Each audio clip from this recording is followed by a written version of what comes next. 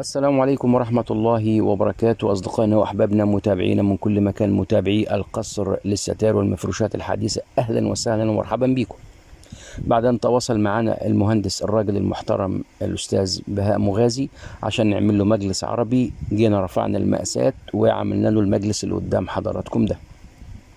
المجلس ده ارتفاع الشلتة اللي بنقعد عليها دي 45 سنتي، ومتقسمة على 3 دوران من قدام. الشلتة اللي بنقعد عليها ارتفاعها 45 سنتي، وده بناء على رغبته وطلبه. متقسمة من قدام على 3 دوران، وطبعا الشلتة دي قطعة سفنج واحدة، مش 3 قطع فوق بعض زي ما بعض الناس بتتخيل، لا ده هي قطعة سفنج واحدة، واحنا مقسمينها من قدام على 3 دوران.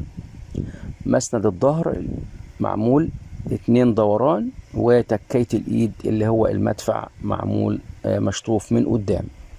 المجلس كله معمول من القماش البني المشجر ومطعم باللون البيج السادة. طبعا المجلس معاه الترابيزتين بتوعه معمولين من الخشب ومتغلفين بنفس القماش وعليهم الازاز بتاعهم. المجلس معمول من السفنج الريبوند الكثافة 90 اللي احنا شفناها قبل كده في اكتر من فيديو على قناتنا على اليوتيوب وعلى صفحتنا على فيسبوك. اللي حابب يشوف السفنج الريبوند يرجع لفيديوهاتنا القديمة هيشوف كل حاجة بالتفصيل.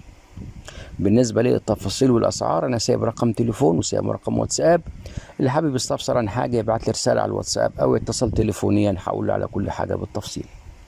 ده كان مجلس النهارده. ما تنساش فضلا وكرما تعمل لنا اعجاب للفيديو وتشترك في قناتنا على اليوتيوب وصفحتنا على فيسبوك عشان يوصلك كل جديد من عندنا. شكرا لكم والسلام عليكم ورحمة الله وبركاته.